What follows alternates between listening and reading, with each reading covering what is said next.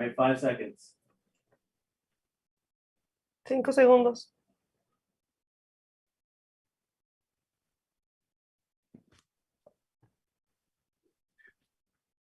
Ok, bueno, muchas gracias a todos los que nos están viendo aquí en su podcast Ciencia Ligera.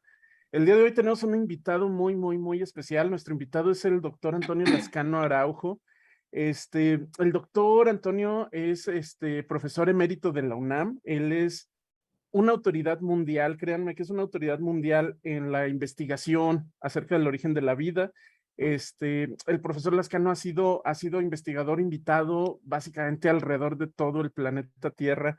Es miembro del Colegio de México, es el nivel más alto que se puede alcanzar del Sistema Nacional de Investigadores mexicano, y tiene múltiples doctorados honoris causa.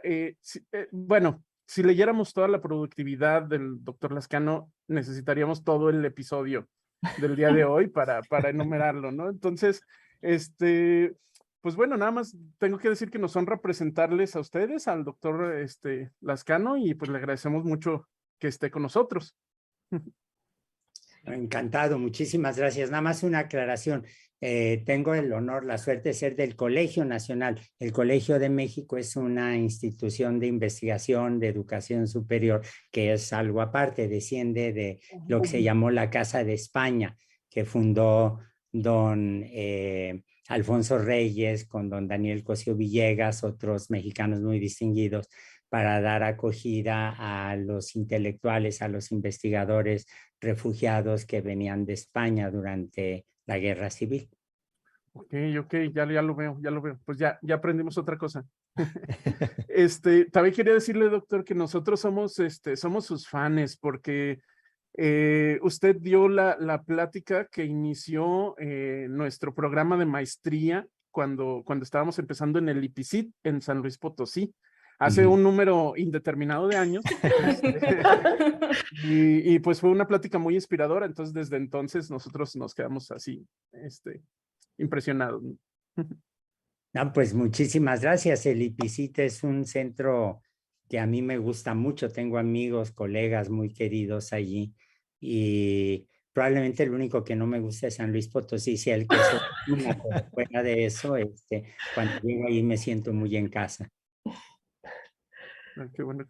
Qué bueno, doctor. Bueno, pues muchas gracias otra vez. Vamos a empezar entonces con este conversatorio, especie de conversatorio. La dinámica va a ser, le vamos a hacer algunas preguntas y al final vamos a dejar unos 10 minutos para que el público por ahí que nos está observando, tanto en YouTube como en Facebook, dejen algunas preguntas que le quieran hacer al doctor respecto al tema de su plan.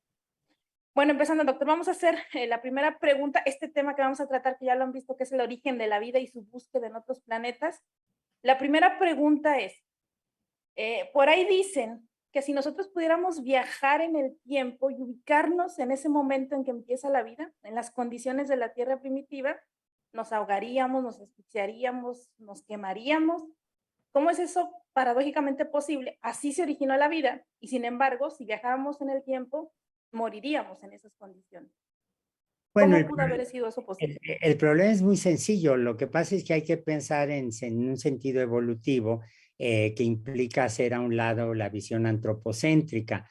Nosotros somos organismos que dependemos fuertemente del oxígeno y cuando uno compara ese requerimiento del oxígeno entre toda la biosfera, nos damos cuenta que está muy claro en los animales, en las plantas, en muchos protistas, amibas, diatomeas, etcétera. Lo tienen muchísimos hongos, prácticamente todos, aunque algunos puedan vivir en condiciones anaerobias, pero como no está distribuido entre toda la biosfera, eso quiere decir que apareció después. Lo que es mucho más antiguo es la posibilidad de vivir en ausencia de oxígeno.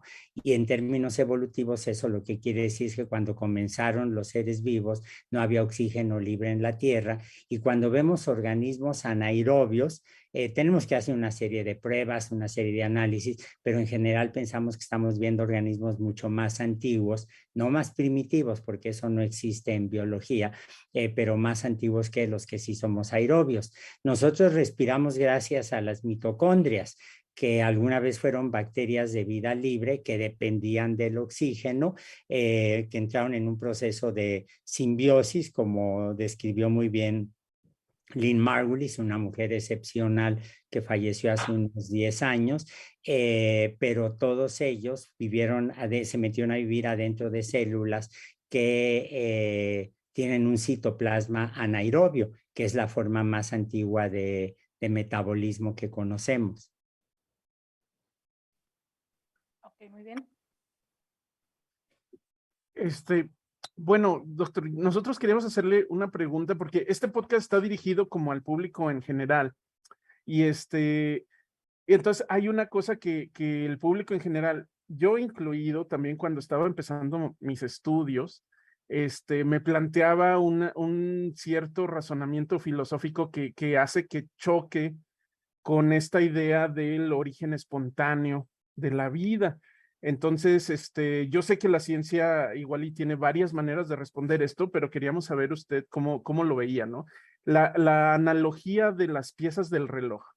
Es decir, para nosotros en nuestra vida diaria es un poco antinatural o no tan obvio el hecho de que si comparamos la célula con un reloj, pues los dos son así como maquinarias muy complejas, ¿no? Y si nosotros tenemos las partes de un reloj y las metemos en una cajita y las agitamos, decimos, bueno, es que en ninguna de las ocasiones me va a salir el reloj ensamblado. Y funcionando. Y funcionando, ¿no? Entonces, ¿cuáles son las aproximaciones de la ciencia a este concepto? Que usted, no sé si, igual y ya lo ha platicado muchas veces, ¿no? Bueno, antes que nosotros lo platicó Darwin consigo mismo. Darwin leyó un libro magnífico de Paley, un presbítero anglicano extraordinariamente inteligente que se preguntaba precisamente cuál es el origen de un reloj y la respuesta es muy fácil.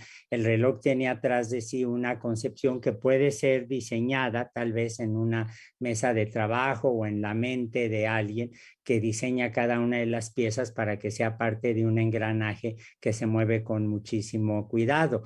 En el caso de los seres vivos, la única posibilidad que uno tendría de suponer que hay un diseñador previo sería abandonando la visión laica, secular de la ciencia. Y Darwin fue prácticamente contemporáneo de una mujer extraordinaria, Mary Wollstonecraft Shelley, que es la autora de Frankenstein, en donde uno lo que ve es ese cambio tan brusco en donde lo que le da vida a un ser vivo que arma con retacería de cadáveres es una energía natural, las descargas eléctricas, es decir, ya no es un alma, sino se tiene algo natural.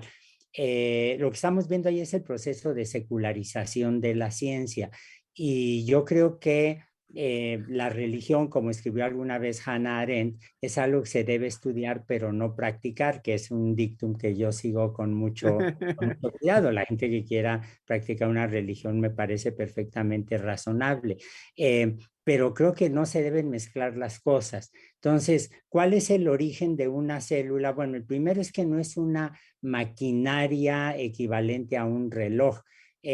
Para cada una de las partes de la célula, yo puedo entender o puedo encontrar o puedo concebir un precedente evolutivo. Con los relojes no. Incluso con los relojes tenemos un momento muy brusco. Puedo pensar en 3 momentos muy bruscos. La clepsidra, que eran estos relojes que medían el correr del tiempo. En Atenas había uno muy famoso, según se iba vaciando una torre y cada vez había menos agua y entonces la torre indicaba el paso del tiempo. El reloj de arena funciona de una manera completamente distinta a cómo funciona un reloj mecánico de los que usaron nuestros abuelos, y el reloj mecánico es completamente diferente al reloj del teléfono celular. Entonces ahí vemos cambios muy bruscos, pero atrás de cada uno de ellos hubo ingenieros.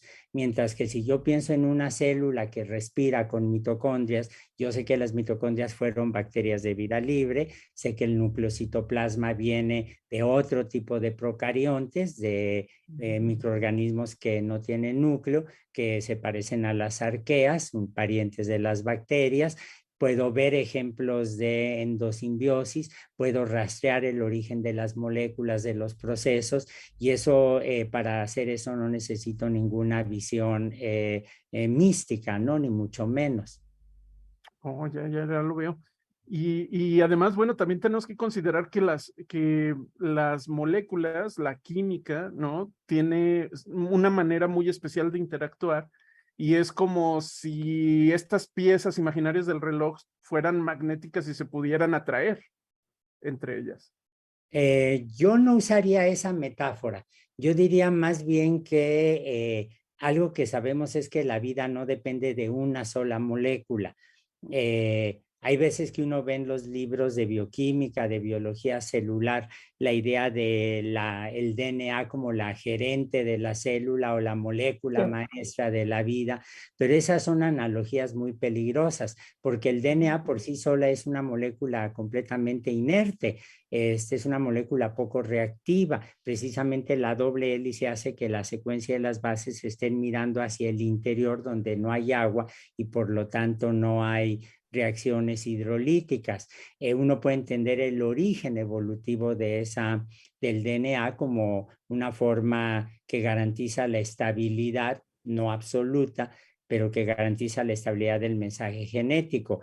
Pero el DNA no puede ni multiplicarse, ni replicarse, ni expresar el material que tiene si no está acompañado de una cohorte de moléculas muy complejas o de sistemas como son las polimerasas, el ribosoma, etcétera. Entonces, más bien la tendencia que tenemos ahora es a pensar en la interacción de moléculas que tienen ese refinamiento extraordinario, porque atrás de la forma en que se replica un DNA hay millones, una cantidad enorme que no conocemos de moléculas que no lograron ese proceso de replicación y que fueron eliminadas por la selección natural.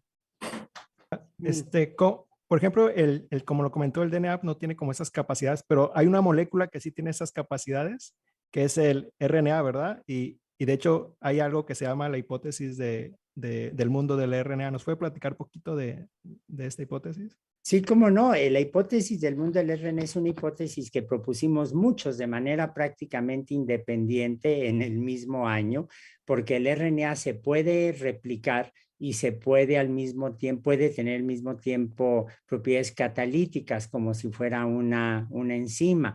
Hace pocos meses falleció Sidney Altman, uno de los descubridores de estas propiedades catalíticas del RNA, un buen amigo personal, un buen amigo de laboratorio, y él y Tom Scheck de manera independiente descubrieron estas propiedades de catalizar, de acelerar o retrasar reacciones que tiene el RNA. Pero aún así las moléculas de RNA no están vivas por sí solas. Nosotros sabemos que para multiplicarse necesitan tener la materia prima, los ribonucleótidos, necesitamos tener, creemos, otra molécula de RNA que los pueda unir, pero para evitar que eso se disperse en el medio, necesitamos, se acaba de publicar un artículo de eso hace un par de semanas, de una membrana. Es decir, los lípidos y la formación de membranas que permiten mantener juntas a las moléculas también son parte de estos sistemas. En realidad, en biología abandonamos cada vez más, no del todo, me temo, la idea de una molécula sola, una molécula maestra de la cual dependa la vida, ¿no? Y por ejemplo, así rápido nada más, hace poco vi unos 2 artículos, creo que son recientes, donde se veía que había como capacidad de formarse a partir de ribonucleótidos, cadenas de RNA con la sola presencia de una piedra volcánica, la obsidiana. Y luego también salió otro donde el RNA era capaz de unir aminoácidos y formar péptidos de 15 aminoácidos. ¿Qué significa esto para el origen de la vida? Bueno, las arcillas, por ejemplo, y algunos minerales son químicamente activos. Tienen cargas positivas, cargas negativas. El RNA se puede pegar, por ejemplo, o moléculas de cadenitas de aminoácidos se pueden pegar sobre las arcillas. Al estar pegadas se dan cuenta que ya no es algo que está funcionando en 3 dimensiones, sino en 2 dimensiones. La probabilidad de contacto es mayor. Los grupos químicos, como por ejemplo el potasio o el sodio, que pueden tener las arcillas, pueden hacer que se peguen los ribonucleótidos siguiendo un molde.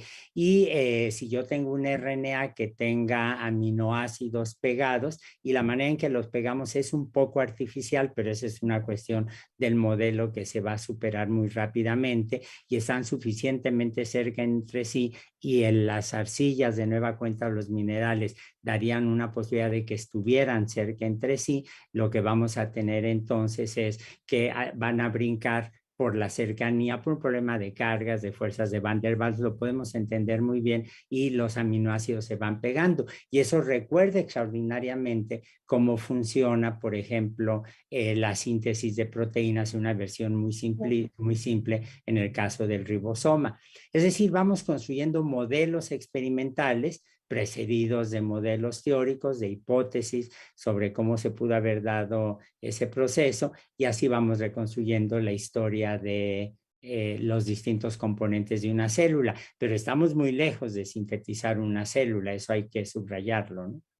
Doctor, ¿y qué pasa con, por ejemplo, con este experimento donde se sintetizó de nuevo todo el genoma básico que se metió a un micoplasma vacío, y luego este micoplasma, pues vivió, ¿no? Sí, vivió de la misma manera en la que, por ejemplo, si yo tengo un paciente al que le falla el corazón y le pongo un corazón que viene de un donador, va a seguir vivo. Ahí lo que se hizo fue una especie de trasplante a nivel molecular. El DNA que le metieron al micoplasma no estaba vivo, pero en el entorno adecuado empieza a tener mostrar las propiedades que todo DNA tiene, replicarse, codificar, etcétera. Y el micoplasma sin su propio DNA se hubiera permanecido un rato y luego se hubiera desbaratado. En nuestros propios cuerpos tenemos un ejemplo maravilloso de eso, que son los glóbulos rojos. Los glóbulos rojos duran un cierto tiempo en lo que se va degradando las moléculas, y mientras son simplemente como una maquinita que está transportando el oxígeno a los distintos órganos. Eso no pasa con todos los animales. En las aves entiendo que el núcleo sí se mantiene, ¿no? Doctor, entonces, como para entender el origen de la vida, el enfoque, digamos, actual es entender o conocer el origen de cada una de las partes que conforman la célula, y entonces, como acaba de mencionar usted, o sea, es no darle como todo el peso a un solo, una parte, una molécula, sino a todo el conjunto de una célula actual, digamos, como la conocemos. Sí, entendiendo que Por ejemplo, el DNA seguramente fue precedido por el RNA, entonces nos concentramos en el RNA y luego queremos entender de dónde salieron los desoxirribonucleótidos, que son los componentes del DNA, y entonces, bueno, tratamos de entender el origen de la ribonucleótido reductasa, que es son las enzimas que le quitan el grupo OH a la ribosa y automáticamente con eso ya voy a tener ahora la desoxirribosa, que es el azúcar del DNA. Sí, digamos que uno trata de ver las partes y ese es en realidad lo más sencillo. La parte más compleja es entender cómo se dio la interacción entre esos componentes, ¿no? De hecho, la vida se creó hace 4 billones de años y desde entonces el hecho de que las células tengan material genético y que ese material genético se pueda conservar, conservar con cierta exactitud todas las bases en el ADN por tanto tiempo. En su opinión, ¿cuál es la razón por la cual desde que se creó la vida el ADN ha sido como, se ha mantenido como una copia fiel, digamos, en Nunca todas es las... fiel. El DNA nunca es fiel. El DNA, mientras estamos hablando, por ejemplo, algunas de nuestras células se están multiplicando y se están multiplicando con errores. Y si los errores son muy graves, entonces esas células desaparecen. Si son errores que le permiten vivir a la célula con errores importantes, entonces se puede convertir en un tumor o en una célula cancerígena, lo cual ciertamente no nos hace ninguna gracia. Pero regresando al planteamiento inicial de su pregunta, usted dice, la vida se creó. Yo no creo que la vida se creó, yo creo que la vida apareció, yo creo que la vida evolucionó hace unos 4,000 millones de años. Y lo estoy usando en español, donde 4 billones sería la expresión francesa o en inglés o estadounidense. En español son 1,000 millones, son 1,000 millones, no es 1,000,000 de millones, que sería el billón. La vida surge por un proceso donde se van sintetizando las moléculas, se van acoplando, se selecciona la interacción y debe haber habido muchos experimentos fallidos de los cuales no tenemos noticia, intentos que no prosperaron. Ahora, en biología hay un principio que es muy básico y es que si algo sirve, ¿para qué destruirlo, no? Por ejemplo, uno puede pensar en muchas maneras en que se pueden diseñar algunos ciclos metabólicos, pero una vez que aparece uno de esos ciclos y es funcional y tiene un valor adaptativo, la célula lo va a conservar y se va a seguir manteniendo. Y eso es cierto para muchísimos casos. Yo puedo en el laboratorio, bueno, yo nunca lo he hecho, no tengo la preparación ni el interés en hacerlo, pero veo los experimentos de gente que sustituye el DNA por otro tipo de moléculas genéticas que no tienen ribosa, sino treosa, o que no tienen, eso ya se hace es una cosa normal, que no tiene las bases canónicas adenina, sino se agregan otras bases y aparecen propiedades nuevas, desde luego, ¿no? Pero son experimentos que, como dice un amigo, la naturaleza no tuvo ni tiempo ni interés en llevar a cabo, ¿no? Doctor, O a entonces lo mejor ahorita... no prosperaron, ¿no? Como dijo usted, o sea, a lo mejor sí se llevaron a cabo, pero pues ahí quedaron. No prosperaron, o bien algo que tampoco uno puede descontar es el papel del azar. Por ejemplo, en el continente americano, para encender el apagador, uno sube cuando entra a una habitación y enciende la luz. En otros países europeos hay que bajarlo. El cierre en las chamarras, por ejemplo, en Estados Unidos y en México, está el cierre, el aparatito que va juntando dientecillo con dientecillo, está del lado derecho. En muchos países europeos está del lado izquierdo. En Inglaterra el volante está del lado derecho y no del lado izquierdo. Ese es un cambio que se debe a, esas diferencias se deben al azar. Cuando empezaron a hacer autobuses o coches en Inglaterra, pues le pusieron el volante del lado derecho, porque la mayor parte de la gente era diestra, y hacer un cambio a estas alturas sería muy costoso, ¿no? Doctor, entonces, según entiendo, y algo que yo he pensado, y corríjame si estoy equivocada, pero ahorita que usted está comentando esto, ¿no será una de las miles de causas por las que se nos dificulta ahora crear vida? Es que en su momento, en su debido tiempo en el que se empezó a crear la vida, existieron moléculas que permitieron evolucionar a otras moléculas que ahorita en este momento, por X o Y razón, no existen, obviamente, y no pueden ser creadas en este momento, que ayuden a detonar. Cuando hablamos del origen de la vida, estamos hablando de un proceso. Y en evolución, a uno lo que le interesa es recuperar las partes de ese proceso, no necesariamente repetir un proceso. Por ejemplo, en física, si yo quiero demostrar las leyes de Newton, pues diseño un experimento o lanzo un cohete hacia Marte y puedo saber exactamente cuándo va a tocar Marte, en qué momento, incluso en qué lugar, porque los mapas que tenemos de Marte ya son tan detallados que nos permiten llegar a ese punto. Hago el experimento directamente.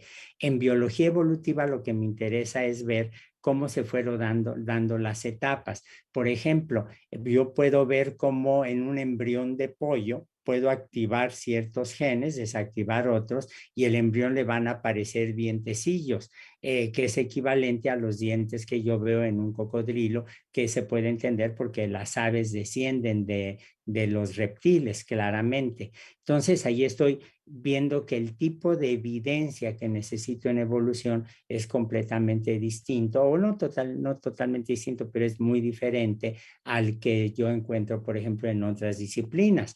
Yo puedo suponer que al juntar un ácido con una base se va a formar una sal, y hago el experimento con ácido sulfúrico y con hidróxido de sodio sin ninguna dificultad. Es un experimento un poco violento si no me cuido, pero no tengo ningún problema para hacerlo. En biología evolutiva, para demostrar que hubo un cuadrúpedo ancestral de los murciélagos, las ballenas y los humanos, lo que puedo hacer es simplemente comparar la anatomía y darme cuenta, eso lo dijo Darwin y lo hacen cotidianamente quienes se dedican a la anatomía, darme cuenta que los huesos se han modificado, pero son los mismos. Los dedos, por ejemplo, de mi mano son el equivalente a los huesos que veo en las alas de un murciélago, ¿no? Ok, sí, gracias. Doctor, y ahorita hablando de moléculas inertes que a final de cuentas pueden interactuar y tratar de o crear vida, los virus son un caso muy particular y queremos preguntarle si usted cree que los virus, ¿en qué momento de la evolución están? ¿Probablemente fueron partículas que se escaparon de células o nunca fueron células, evolucionaron completamente aparte de los seres vivos? Y si cree usted que los virus en algún momento de la evolución puedan llegar a tener vida, considerárseles seres vivos. Bueno, a ver, uno no puede predecir lo que va a pasar con la evolución, porque la manera en que se fijan mutaciones o cambios genéticos es multicausal. Entonces no puedo saber qué es lo que va a pasar, y el mejor ejemplo lo tenemos precisamente con el surgimiento de entidades virales que nadie hubiera sospechado, el virus del SIDA o el virus del SARS-CoV-2, etcétera. El virus del Zika, nadie hubiera sospechado que íbamos a tener una entidad viral nueva que evolucionó de esa manera. Ahora, hay que entender aquí algo que es muy importante. Los virus, la gente conocía los efectos de los virus desde muchos años atrás. Sabemos, por ejemplo, que hay momias de faraones egipcios que demuestran que alguna vez tuvieron viruela, si a lo mejor murieron de viruela como resultado de la viruela. pero conocíamos los efectos, pero los virus como tales no se empiezan a describir científicamente sino hasta finales del siglo XIX. Y la gente se da cuenta muy rápidamente que solo se pueden multiplicar en el interior de células. Por esas épocas, los biólogos, sobre todo los patólogos, los que trabajaban con médicos y los médicos mismos, se dan cuenta que hay células que solo se multiplican en el interior de otras células, como los micoplasmas o las clamidias. Micoplasma genitalium o clamidias, que son patógenos de transmisión sexual, provocan enfermedades de transmisión sexual. Y entonces dijeron, bueno, si hay células que están en el interior de otras células y es ahí donde se multiplican y tienen genomas, eventualmente se percataron muy reducidos, pues a lo mejor los virus son equivalentes a esas células. Y entonces dijeron, bueno, había células que se vuelven parásitos intracelulares, pierden más información y luego ya se convierten en virus. Si eso fuera cierto, uno encontraría una relación evolutiva muy clara entre los componentes de los virus y los componentes de las células, por un lado. Y por otro lado, encontraría uno estadios intermedios. Otra vez, el embrión del pollo al cual le puedo lograr expresar los genes que permiten los dientecillos. Bueno, no existen esas entidades intermedias. Lo que sí existe es la conciencia de que el material genético no es estable. Por ejemplo, piensen en los plásmidos. Los plásmidos son moléculas de DNA, algunos lineales, otros circulares, que se multiplican en el interior de algunas células, provocan que algunas células, unas cepas de Escherichia coli, por ejemplo, formen un tubito que llamamos pili, que les permite infectar a otra célula y el plásmido pasa de una célula a otra. Eso se parece mucho a lo que hacen los virus. Tenemos transposones, así los llamamos porque andan brincando de lugar a lugar en el DNA o incluso de célula a célula, y eso se parece mucho a lo que hacen los virus. Entonces ahora la idea que priva es que probablemente hay una relación equivalente a esa movilidad de transposones, de plásmidos, de virus, y muestra la movilidad del material genético. ¿Están vivos los virus? El problema no lo tienen los virus, el problema lo tenemos nosotros con la definición de vida.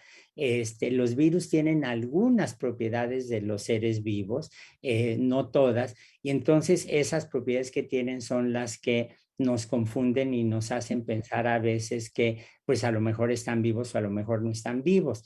Pero ese problema que se da en virología es el mismo problema que se da, por ejemplo, en terapia intensiva en un hospital. Si yo tengo un paciente que está, por ejemplo, con muerte cerebral, esa persona biológicamente está viva, pero ya no es una persona que puede votar, no es una persona que puede firmar un testamento o que puede sacar dinero de un cajero del banco. Entonces, socialmente está muerta, pero tiene algunas propiedades que lo identifican como vivo. ¿Tiene conciencia? Pues no. Si tiene muerte cerebral, no. Si está en un estado vegetativo irreversible, no. Si está en coma, sí. Entonces, se dan ustedes cuenta que ahí el problema es que en biología tenemos definiciones empíricas de lo que es la vida. Los virus cumplen con algunas de esas condiciones, pero no con todas. Y es que, doctor, también hay una como separación en lo que nosotros los científicos, y bueno, ni siquiera los científicos, ¿no? Los estudiantes de universidad o los estudiantes de preparatoria percibimos como vivo y no vivo. Porque, por ejemplo, todo el mundo sabe, o la gran parte de las personas saben sobre los experimentos de Miller que generan estos coacervados, ¿no? Aminoácidos coacervados, no. ¿Perdón? Aminoácidos, compuestos. Ok. Sí. Y bueno, y la idea de los coacervados es como un precursor a la célula. Y luego todo el mundo conocemos a las bacterias. y sabemos que las bacterias están vivas y sabemos que los coacervados no. Entonces, yo creo que eso provoca un gran conflicto conceptual, ¿no? Para la gente. No sé usted cómo ve esta situación. A ver, déjeme ponerle un ejemplo. Si usted va a la playa, dígame exactamente dónde termina la playa y dónde comienza el mar. Híjole. Dependiendo Pues, de la temporada.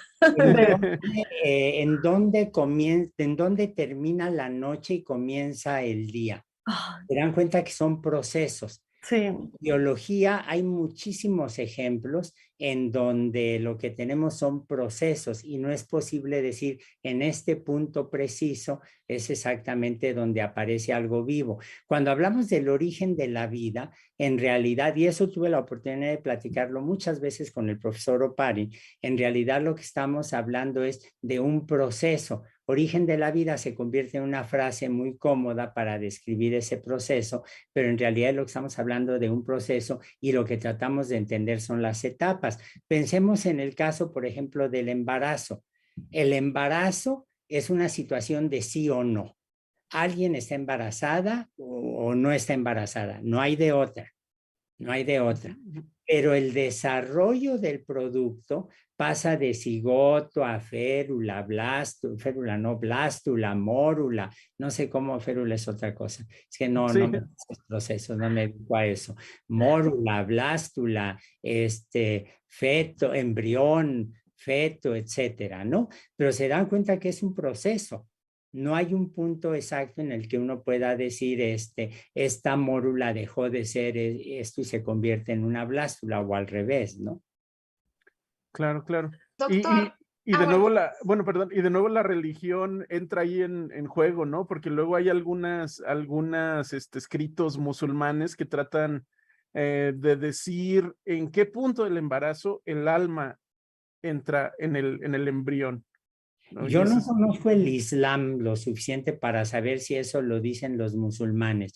Lo que sí sé es que hay un debate enorme en algunas iglesias cristianas, no en todas, y en algunos cristianos, pero no en todos, en donde algunos proponen, por ejemplo, que en el momento mismo de la concepción, en ese momento ya se tiene un ser humano.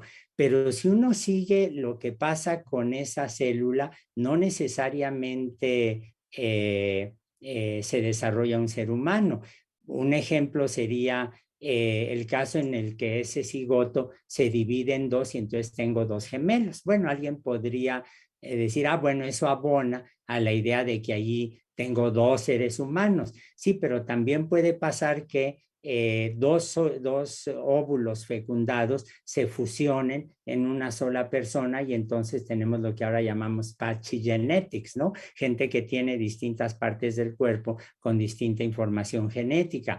O bien puede haber abortos espontáneos o bien puede formarse una masa informe que claramente está viva, pero que es una suerte de tumor, etcétera, que se puede expulsar o que hay que retirar y que no es un humano. Entonces, nadie duda que un espermatozoide está vivo, nadie duda que un óvulo está vivo, nadie duda que un cigoto está vivo, pero un cigoto, la definición de humano es una construcción social que tratamos de hacer depender de la biología, pero que en modo alguno es clarísimo, ¿no? Sí. Doctor, y bueno, retomando lo que nos acaba de decir de que en realidad el origen de la vida, pues es un proceso que si bien se fue, o sea, hubo en algún momento lo que nos comentó en el inicio de que una energía, ¿no? Que dio como la chispa y a partir de ahí fue iniciando vamos a ser muy claros, es una energía física, es una energía... sí. Descargas eléctricas, sí, claro, o onda de choque o radiación, no una energía mística en abstracto. Sí, bueno, sí me refería a este tipo de energías naturales. ¿Usted cree que entonces este proceso del origen de la vida, podría ser considerado como un evento único en la historia, en nuestra historia al menos? ¿O es posible todavía que en el planeta, o bueno, ahorita vamos a abordar en otros lugares del universo, existen las condiciones que se dieron en ese momento como para que actualmente se pueda seguir originando o iniciando ese proceso del origen de la vida. Bueno, Darwin se hizo la misma pregunta, ¿eh? Y él dice, a ver, si en este momento apareciera dice, si imaginamos y qué si tan grande un charco con sales fosfóricas, amoniacales, electricidad, etcétera, y si surge una proteína, dice, bueno, no, los seres vivos que ya existen van y se la comen. Así de sencillo. O sea, yo creo que en este momento podemos reconocer una continuidad de todos los seres vivos con respecto a una población ancestral. Lo que es posible es que la vida haya aparecido varias veces en la historia temprana de la Tierra y que durante ese momento hayan o competido entre sí o prosperado alguna forma sobre otra. Realmente no lo sabemos. Ahora, en el caso de otras partes del universo, bueno, pues lo que vemos es que hay muchos planetas, vemos planetas que se están formando, hay muchas estrellas de tipo solar, astronómicamente, digamos, está uno un poquitín más seguros de la formación de planetas, de la parte astronómica del proceso. Probablemente se están formando en esos lugares compuestos orgánicos, pero el resto me abre un espectro muy amplio de posibilidades y no sé qué es lo que pudo haber ocurrido. Por ejemplo, doctor, este proceso que se dio aquí en el planeta Tierra, ¿tendría que ser similar en otros planetas o podría ser un proceso totalmente diferente que nos llevara a la vida en otros planetas? Bueno, por ejemplo, la vida en la Tierra depende de aminoácidos L y azúcares D, pero cuando uno hace un experimento como el de Miller, típicamente se forman en la misma proporción aminoácidos L y D y azúcares L y D, un experimento tipo Miller. En principio sería posible que existieran otros lugares con una quiralidad diferente. No lo sabemos en realidad, ¿no? Ok, y por ejemplo, sobre otras moléculas, por ejemplo, aquí en la Tierra la vida está basada en el carbono, pero en otras condiciones podría existir una vida, por ejemplo, basada en silicio o, por ejemplo, un material genético diferente, como un trabajo que sacaron que habían encontrado DNA que en lugar de fósforo tenía arsénico. No sé si en otros lugares se pueda encontrar ese tipo de cosas. Bueno, a ver, el descubrimiento del DNA con arsénico en lugar de fósforo fue un descubrimiento que duró la víspera, porque se demostró que había un problema de contaminación. Y eso coincidía muy bien con lo que sabemos de las propiedades del arsénico y del fósforo. El arsénico está exactamente abajo en la columna donde está el fósforo en la tabla periódica. Y entonces la gente dice, bueno, ¿qué tal si en lugar de carbono tengo silicio? ¿Qué tal si en lugar de fósforo tengo arsénico? Pero desde los años 60 había mediciones hechas por colegas españoles que demostraban que el equivalente al ATP, pero con arsénico, duraba décimas de segundo, es extraordinariamente inestable.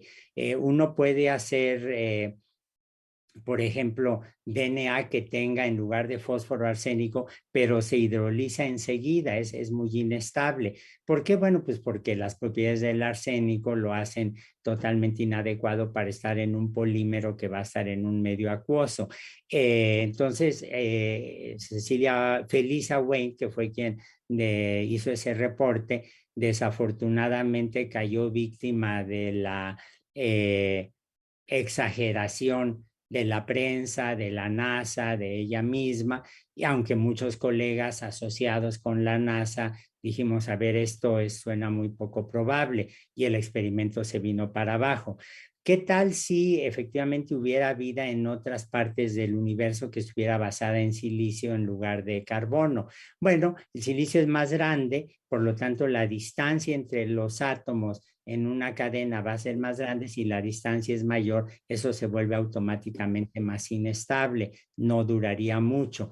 Hay un trabajo, un libro espléndido que se publicó en 1919, The Fitness of the Environment, lo escribió Henderson, un fisiólogo, bioquímico de la Universidad de Harvard, en donde demostró que los seres vivos estamos hechos de los átomos más abundantes y más pequeños de la tabla periódica. Mientras más avance yo en la tabla periódica, pues van a ser menos abundantes y menos probable que exista vida basada en ellos, ¿no?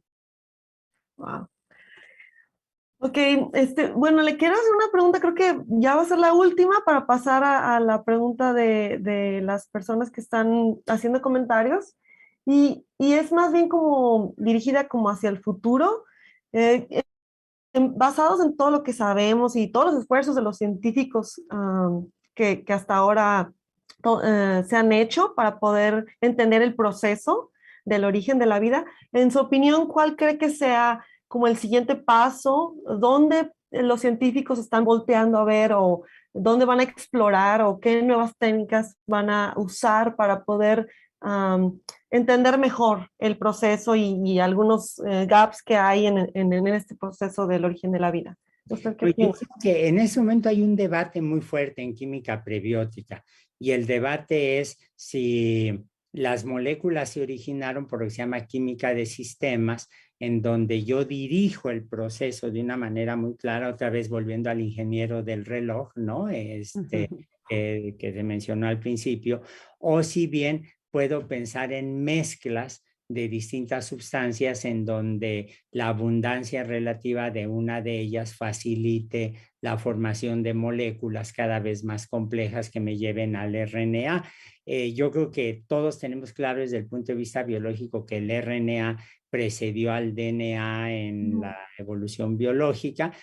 Hay un gap muy fuerte entre la descripción de lo que hacemos de la química de la Tierra primitiva y la aparición del RNA. Yo creo que eso es importante y ese va a ser probablemente uno de las áreas donde vamos a tener un mayor debate y espero más descubrimientos en un futuro no muy lejano, por un lado, y por otra parte, yo creo que cada vez tenemos modelos de sistemas precelulares ya no coacervados, sino liposomas más refinados, más complejos, que claramente permiten que haya sistemas con un potencial evolutivo mayor que una molécula aislada, ¿no?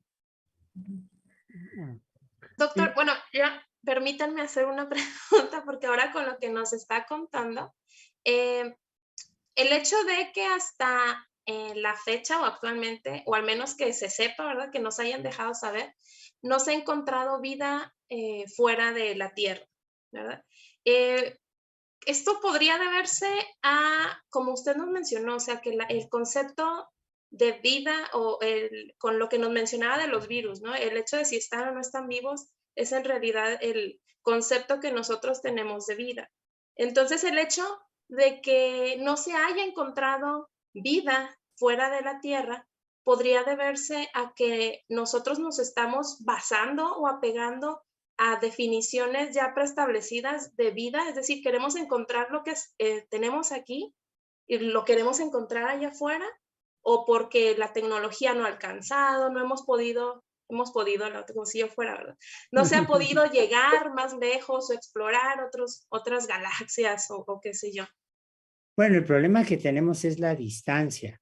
Yo creo que a pesar de que tengo colegas muy cercanos que se han empeñado en ver qué tal si hay vida en Marte, un amigo muy querido, Rafael Navarro González, que falleció durante la pandemia por COVID, él buscaba con mucha curiosidad las huellas posibles de actividad biológica y esto lo llevó en Marte y esto lo llevó a convertirse en un experto mundial en la geoquímica del material marciano, pero yo creo que la vida nunca apareció en Marte y en los demás planetas o satélites doy por descontado que no, compuestos orgánicos sí, vida no, y el problema de los demás sistemas planetarios, que son muchos, es la distancia, entonces eso complica enormemente la situación, ¿no? Entonces, no nos basta encontrar agua en otro planeta, también hay que ver si se cumplen todas las condiciones. Y luego también tenemos la cuestión de los asteroides, ¿no? Que dicen que a nosotros nos protegió mucho estos planetas gigantes del exterior contra varios de los impactos, ¿no? Bueno, a ver, a la NASA, el agua es un solvente universal, está extraordinariamente distribuida en el universo, creo que es el gas más abundante en las nubes de material interestelar, es el compuesto más abundante en el núcleo de cometas, es un componente esencial del citoplasma. No podemos concebir vida sin agua y entonces durante un tiempo algunos colegas de la NASA, de otras agencias espaciales, tenían un dictum, ¿no? Follow the water, ¿no? Vamos a ver si hay agua. Pues sí, pero puedo tener agua y eso no quiere decir nada. Es una de las muchas condiciones. Otra vez, no olvidemos que es un proceso y si tengo agua, tengo uno de esos componentes, pero los demás me faltan, ¿no? Entonces, si se encuentran huellas, restos de agua que sabemos que están en la Luna, por ejemplo, eso no quiere decir que haya vida en la Luna, simplemente es un componente más de un satélite, ¿no? Encuentro agua con compuestos orgánicos, tampoco quiere decir que haya vida, porque la vida es más que una solución de aminoácidos, azúcares y bases, ¿no? Okay. Muy bien. Pasamos a las preguntas del público ya para terminar, porque ya se nos está acabando el tiempo. Aquí Sí. tengo una pregunta de una persona que se llama Israel Becerril Aguilar y nos pregunta, ¿hoy es más probable encontrar respuestas sobre el origen de la vida en el mar o en el espacio? ¿Qué opina usted, doctor? Bueno, yo creo que no son contradictorias las dos alternativas. A ver, ¿por qué a la gente que trabajamos en origen de la vida nos llaman la atención los cometas, los asteroides, los meteoritos?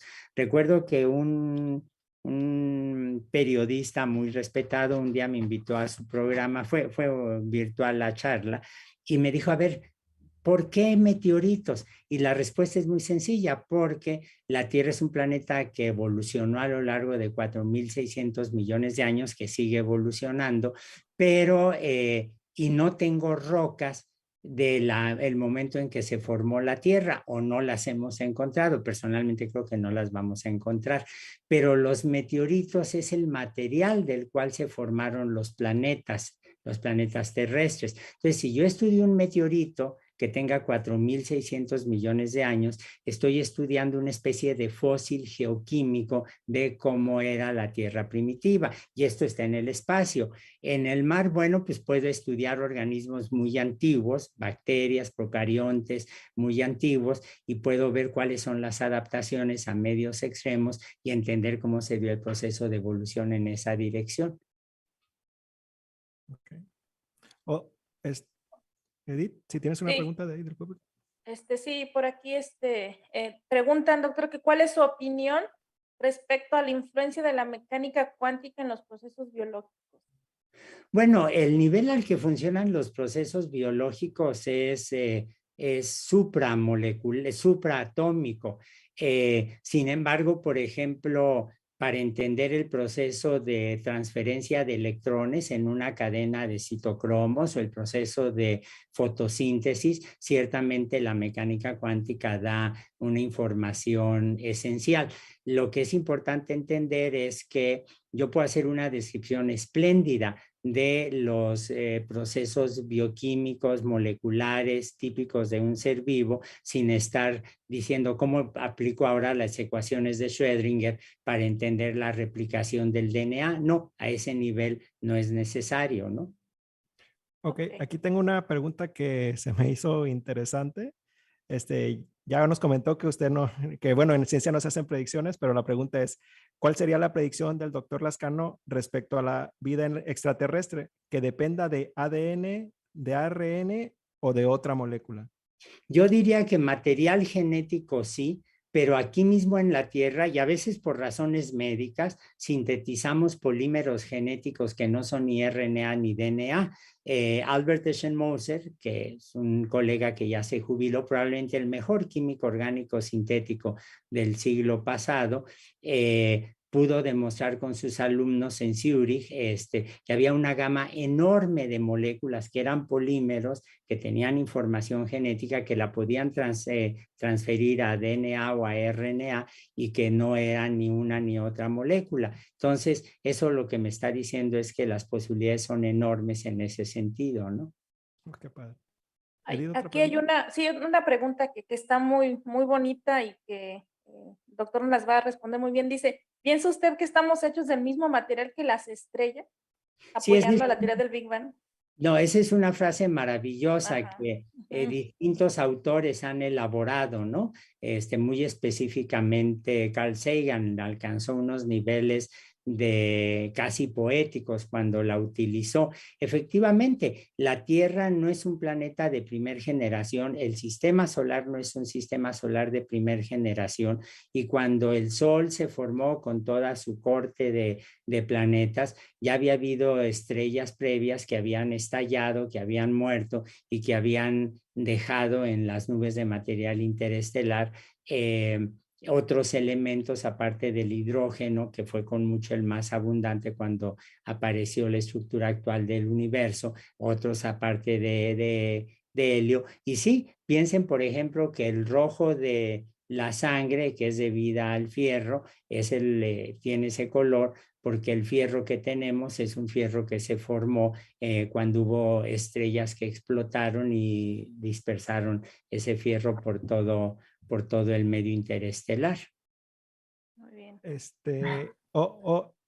Nada más quiero aclarar que esta pregunta la hizo unas compañeras de otro podcast que se llama Divagadoras Científicas, también por si la quieren seguir, ¿no? Y por aquí tengo otra pregunta, ya unas pocas más y ya, porque ya se me está acabando el tiempo. Unas pocas más, ¿cuántas? Unas dos o tres, si nos permite el doctor. Pero bueno, doctor, ¿qué tipo de respiración mitocondrial presentaba la célula original? No, la célula original no tenía mitocondrias. Las mitocondrias son bacterias aerobias que aparecieron cuando empezó a formarse el oxígeno libre en la atmósfera de la Tierra como resultado de la actividad de cianobacterias hace unos 2.500 millones de años. Probablemente el metabolismo ancestral era un metabolismo fermentativo, que es el más sencillo. Hay algunos colegas como William Martin, por ejemplo, que dicen, bueno, a lo mejor eran quimiosintéticas las primeras células, podían ya tener una suerte de fijación de CO2, pero yo creo que los modelos químicos que se presentan son muy frágiles en ese momento y yo no apoyaría esa idea, ¿no? Okay. Si me permiten una pregunta desde el Facebook ahora. Por aquí dicen que si podrían los virus, principalmente los de ARN, ser una especie de eslabón entre lo vivo y lo no vivo. No, yo creo que son un ejemplo de un sistema que muestra algunas propiedades de los seres vivos. La de evolucionar, por ejemplo. Todos estamos siendo víctimas de la evolución de un virus de RNA. Que es el SARS-CoV-2, ¿no? Hemos visto atrás de estas olas sucesivas, atrás del escape inmunogénico, lo que estamos viendo es que un virus de RNA está sujeto a la selección natural, pero no solo los virus. Yo puedo tener una molécula, por ejemplo, una población de moléculas que se seleccione para que se pegue a alguna otra molécula y puedo hacer evolución darwinista. Si yo tengo una población, tengo replicación y tengo replicación con errores. Ahí ya tengo los componentes esenciales para la selección natural. De hecho, Leslie Orgel, un colega, un amigo, un químico destacadísimo que falleció hace ya varios años, hablaba de evolución darwinista acelular en un tubo de ensayo o, por ejemplo, con un virus, ¿no? Sin mayor problema. No son un eslabón, sino una muestra de cómo puedo tener un modelo allí. Ahora, yo no soy virólogo, pero en mi laboratorio, cuando empezó la pandemia, nos dimos cuenta gracias a los miembros del laboratorio, que lo que sabemos del RNA y lo que sabemos de bioinformática lo podíamos aplicar para entender la evolución de virus como el SARS-CoV-2. Y eso nos llevó a decir muy claramente, ¿cómo le hago yo para estudiar el mundo del RNA? Bueno, uno, puedo ver todas las moléculas de RNA, como decía don Raúl, que están presentes en las células, ¿no? Entonces veo toda la multiplicidad de funciones, eso me da información. Puedo hacer moléculas de RNA en el laboratorio y puedo ver, por ejemplo, cómo se recombinan los virus. Puedo buscar componentes de RNA en meteoritos, los encontramos, encontramos bases, encontramos fosfatos, encontramos derivados de ribosa, o bien puedo estudiar los virus de RNA como un modelo, solo como un modelo de cómo pudieron haber sido sistemas biológicos, y eso es en lo que ahora estamos trabajando en el laboratorio, con la idea de que eso, bueno, pues al mismo tiempo nos permite entender algo de la pandemia y le da un cierto significado práctico a lo que nos dedicamos, ¿no? Edith, con tu mano santa, saca la última pregunta ya para terminar. Para cerrar. Híjole. Bueno, voy a poner una pregunta y la voy a hacer 2 preguntas para que el doctor ya por último nos hable un poquito, porque por aquí preguntan que en su laboratorio de origen de la vida, ¿qué aportaciones científicas provee a la ciencia para entender mejor la vida? Y a mí me gustaría que nos platicara de lo que usted trabaja, porque hay muchos estudiantes por aquí que están de licenciatura incluso viéndonos y que les apasiona incluso este tema, que usted pudiera comentarnos qué es lo que usted trabaja en su laboratorio. Sí, la primera parte de la pregunta me la perdí, perdón, no se escuchó bien. Sí, perdón, le preguntaban qué aportaciones científicas provee el laboratorio de la facultad en la que usted está en la UNAM para entender mejor a la vida, así dice la pregunta. Bueno, a ver, allí para responder esa pregunta, a ver, la cuestión de origen de la vida es una cuestión central en la biología. Y en México, todos los que nos dedicamos hoy en día a estudiar el problema, Sandra Ramírez, Alicia Negrón Mendoza, la gente del laboratorio, de otros laboratorios, etcétera. En realidad somos herederos intelectuales científicos de don Alfonso Herrera, un mexicano que desde 1898 comenzó a trabajar en Origen de la Vida, que fue un gran divulgador de la ciencia, dirigió el Museo de Historia Natural en el Chopo, escribió libros espléndidos de historia biológica para profesores normalistas, etcétera. Entonces, él fue el primero que lo hizo. En México, la teoría del profesor Oparin y las ideas de Darwin en general son extraordinariamente populares. No tenemos el rechazo que desafortunadamente se ve, por ejemplo, en algunas partes de Estados Unidos. Y entonces, bueno, pues yo creo que el trabajo que nosotros hacemos, tanto en investigación como en divulgación, en docencia, es un trabajo que complementa esta parte de la comprensión del proceso de evolución, cómo apareció la vida. ¿Qué es lo que hemos hecho en el laboratorio? Bueno, por ejemplo, yo creo que la idea de un mundo del RNA salió del laboratorio, salió de varios laboratorios al mismo tiempo, a nivel mundial, salió del laboratorio, el origen de aminoácidos con azufre, como la cisteína o la metionina, eso lo trabajé mucho con Stanley Miller. El estudio de transportadores de oxígeno como la hemeritrina, que fue la tesis de Claudia Álvarez Carreño, que ahora está haciendo un postdoc en Estados Unidos, salió del laboratorio. Estamos tratando de reconstruir las características del último ancestro común, es decir, de la población celular que precedió a arqueas, a bacterias y al nucleocitoplasma eucarionte.